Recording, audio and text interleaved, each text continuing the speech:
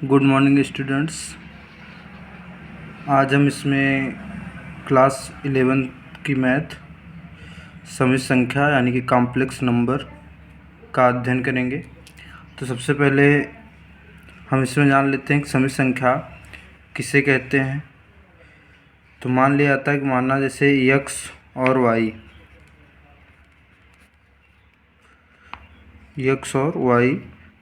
दो संख्याएं है ना, दो संख्या है।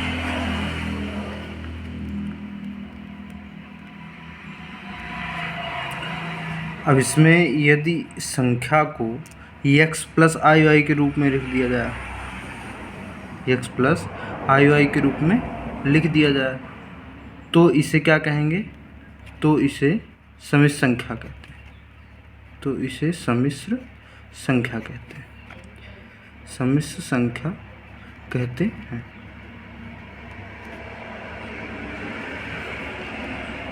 अब इसके बाद इस समिश्र संख्या को प्रदर्शित किस चीज़ से किया जाता था? तो समिश्र संख्या को z से प्रदर्शित किया जाता है। तो हमारी ये संख्या समिश्र संख्या कहलाती है। यानी कि ये समिश्र संख्या का क्या होता है? मूल व्यंजक है, जिसके सहायता से हम अतिरिक्त क्वेश्चनों को सॉल्व करेंगे, उनका हल निकाला जाएगा। अब इसके बाद इसमें जान लेते हैं कि जो हम सूत्र लिखे हैं z इक्वल x प्लस आई वाई, उसमें जो x है, i है, y है, उनकी वैल्यूज क्या क्या क्या। जैसे x है तो x इसमें होती है वास्तविक संख्या मानी जाती है, माना जाता है इसमें कि x क्या है? एक वास्तविक संख्या है ना, जिसको आप रियल पार्ट भी कह सकते हो।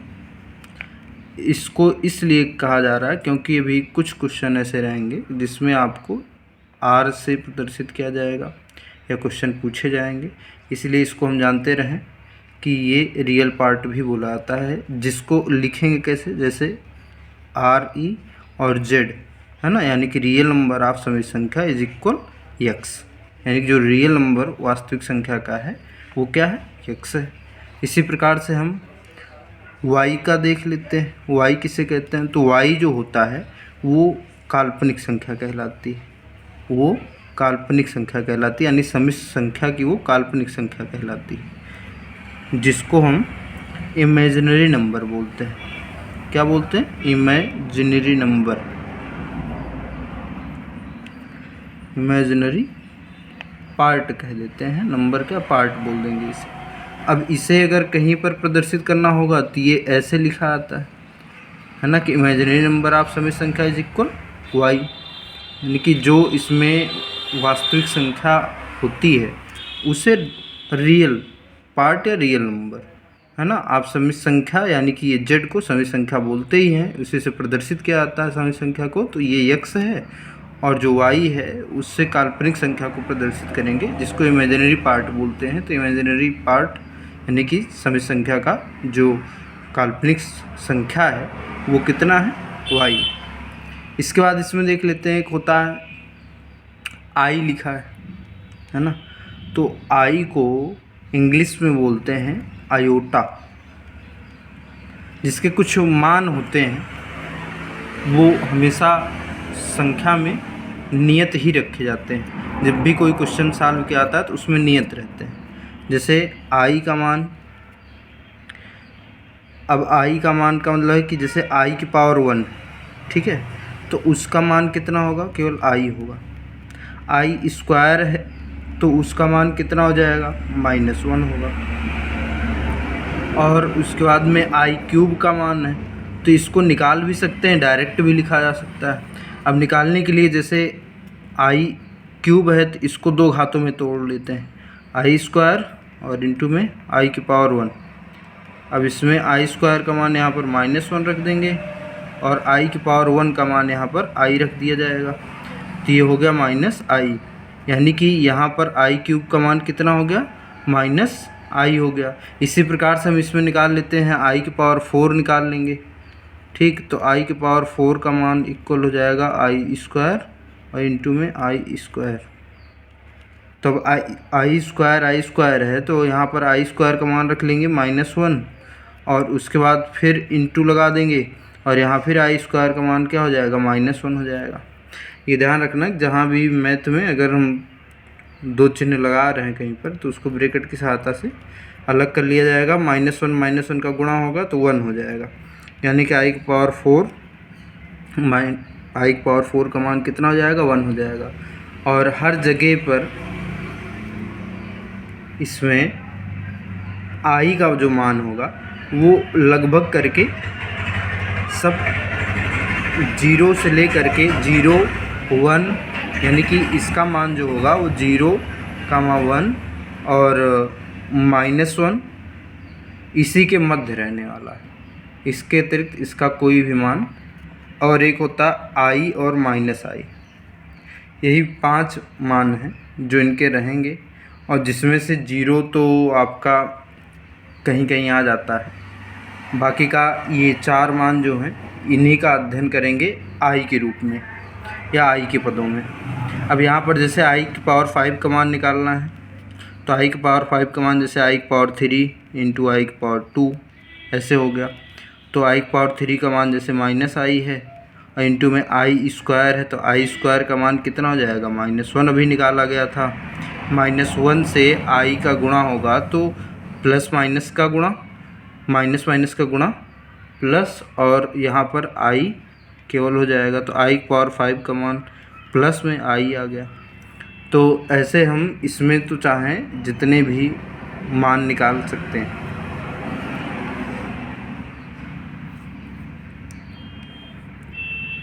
अब इसमें इसके बाद में समित संख्या में है इनकी समानता है, जैसे 2 समित संख्याओं का योग है।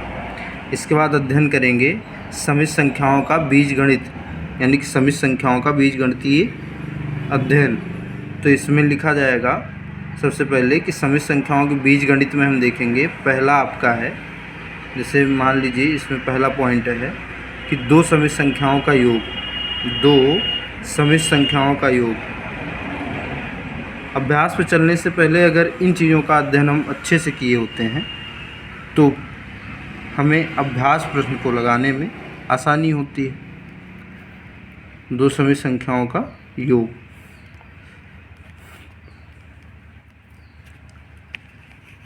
इसमें समित संख्याओं के योग में जैसे मान लिया जाता है कि माना Z1 इक्वल, अब Z1 रहेगा तो x प्लस IY में हम क्या कर देंगे, IY1 कर देंगे और x1 कर देंगे, तो x1 प्लस IY1। फिर उसके बाद Z2 इक्वल हो जाएगा x2 प्लस I और y2। इसको आप I भी पढ़ सकते हो, आयोटा भी पढ़ सकते हो। आयोटा पढ़ने में थोड़ा सा इसीलिए I इसको पढ़ा जाता है, जानते रहिए। अब इसमें बताया ही गया है कि जहाँ पर ये Z संख्या जो है वो समित संख्या को प्रदर्शित करने के लिए इंडिकेट की जाती है। उसके बाद x संख्या है वो वास्तविक संख्या को प्रदर्शित करेगी और y संख्या है वो काल्पनिक संख्या को प्रदर्शित करेगी। या ऐसे भी जान सकते हैं कि समित संख्या में जहाँ भी अध्ययन करेंगे जिसमें i का गुणा हुआ होगा वो सभी संख्याएं काल्पनिक कहलाएंगी।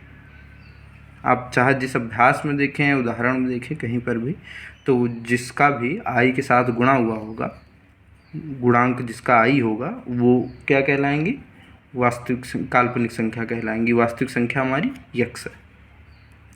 अब इसमें इनका योग देखेंगे तो समित संख्याओं का योग जैसे अब Z1 प्लस Z2, तो देख लेते हैं इसमें कि सबसे पहले इसको ऐसे लिख लिया जाएगा जैसे है ना, जैसे संख्याएं हमारी हैं इसको ऐसे पहले लिख लिया जाएगा, x1 प्लस IY1 और प्लस x2 प्लस IY2।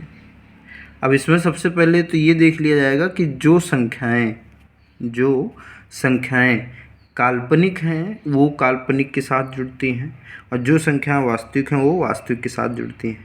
समित संख्याओं में यही करना है कि जो काल्पनिक संख्या है वो काल्पनिक के साथ जुड़ेंगी और जो वास्तविक संख्या है वो वास्तविक के साथ जुड़ती हैं। एग्जाम्पल के आधार पर जैसे अभी देख लीजिए कि x1 और x2 ये दोनों में क्या है, Z1 में x1 वास्तविक संख्या और Z2 में x2 वास्तविक संख्या है, यानी कि इसमें ये वास्तविक संख्या है और इसमें ये वास्तविक संख्या है, तो दोनों एक साथ जुड़ेंगी। तो x1 प्लस x2 और उसके बाद प्लस में इस चीज़ को अलग कर लिया जाएगा, i/y1 और i/y2। तो जिसमें से दोनों में i जो होगा वो कॉमन कर लिया जाएगा, तो बचेगा ब्रैकेट में y1 + y2, ये बचेगा हमारा। तो यहाँ पर अब ये योग विधि है इसकी। अब जहाँ पर हम देखेंगे ये जुड़ेगा ऐसे। मान लेते हैं कि जैसे मान लेते हैं कोई उदाहरण मान लिया जाए, जैसे मानना Z1 इक्वल आपका है 7 + 2i, है ना। Z2 इक्वल है 5 + 7i है, कोई भी है। तो इनका जब योग करेंगे Z1 + Z2 निकाला जाएगा, तो एक बार पहले इसको लिख लेंगे 7 + 2i और प्लस में 5 + 7i। अब ये दोनों क्या है, समित संख्या है, समित संख्या लिख ली जाएगी। अब समित संख्या लिखने के बाद इसमें देखेंगे कौन कौन सी संख्या वास्तविक, कौन सी काल्पनिक है। आपको भी बताएगा कि जिसका गुणांक है ना i होगा या जिसका गुणा i के साथ हुआ होगा वो सभी काल्पनिक कहलाएंगे। या आप वैसे भी जान सकते हो कि x + iy के रूप में रहेगा, तो जो y वाला फलन है वो हमारी काल्पनिक संख्या कहलाती है, जो x वाला फलन है वो हमारी वास्तविक संख्या कहलाती है। तो वास्तविक को एक में ऐड कर लेंगे 7 और प्लस में 5, ये ऐड कर लिया जाएगा। प्लस में दूसरे साइड में 2i + 7i है, तो i को कॉमन कर लेंगे और 2 + 7 जोड़ लिया जाएगा, तो ये हो जाएगा 9i और ये हो जाएगा आपका 12, है ना। 7 5 ऐड करेंगे तो कितना हो जाएगा, 12 हो जाएगा। तो यानी कि ये आपका जो वास्तविक और काल्पनिक संख्या को ऐड करेंगे दोनों समी संख्याओं को, तो 12 + 9i आएगा। यानी कि यदि दो, अब इससे ये भी जाना जा सकता है कि जब किन्हीं दो समित संख्याओं को जोड़ा जाएगा तो उनसे प्राप्त होने वाली जो संख्या होगी वह भी क्या होगी, एक समित संख्या होगी, वह भी एक समित संख्या होगी। अब इसके बाद देख लिया जाता है दो समित संख्याओं के योग प्रगुण देख लिए जाते हैं। दो समित संख्याओं के योग प्रगुण इसमें कुछ दिए गए हैं। तो समित संख्याओं के योग प्रगुण में सबसे पहला आप देखेंगे संवरक नियम। क्या होता है, संवरक नियम होता है। ये योग प्रगुण के अंतर्गत अध्ययन करेंगे इसका संवरक नियम। अब संवरक नियम भी समझने के लिए हम उदाहरण का सहारा ले लेते हैं कि जैसे मान लेते हैं कि Z1 अभी ये ऊपर माना गया था, यहाँ पे ये वाला है ना, एक ये था एक ये था। तो जैसे मान लेते हैं Z1 इक्वल x1 + i/y1 है, Z2 इक्वल x2 + i/y2 है। तो इसमें हम क्या करेंगे, देखेंगे कि संवरक नियम कहते किसे हैं। तो जिस प्रकार से अभी हम आप योग नियम का अध्ययन करे थे वही संवरक नियम लगभग कहलाता है, उसी तरीके से इसका भी अध्ययन किया जाएगा। जैसे लिख लिया था फिर से x1, ये x1 प्लस में है ना i/y1 है, Z1 इक्वल, और इसके बाद Z2 इक्वल इसमें भी मान लेते हैं, ठीक, x2 + i/y2। अब इसमें संवरक नियम लगाएंगे। तो संवरक नियम समित संख्याओं के अभी बताए थे ना, योग का प्रगुण इसको पढ़ रहे हैं, तो यानी कि योग ही किया जाएगा। अब योग करेंगे तो Z1 + Z2, तो इसमें भी जिस प्रकार से अभी ये योग नियम पढ़े थे, है ना, दो समित संख्याओं का योग पढ़े थे, उसी तरीके से इसमें इसका भी अध्ययन किया जाएगा। तो जैसे Z1 + Z2 है, इक्वल में इसमें हम कर देंगे कि Z1 वाली संख्या यानी कि x1 + i/y1 रखेंगे और दूसरे में Z2 इक्वल में x2 + i/y2 ये रखा जाएगा। अब इसमें काल्पनिक काल्पनिक से जुड़ेगा, वास्तविक वास्तविक से, तो वास्तविक x1 x2 है, इसका यहाँ पर ऐड कर लेंगे x1 + x2 और उसके बाद में प्लस i1 और i/y2, i/y1 और i/y2, y1 + y2।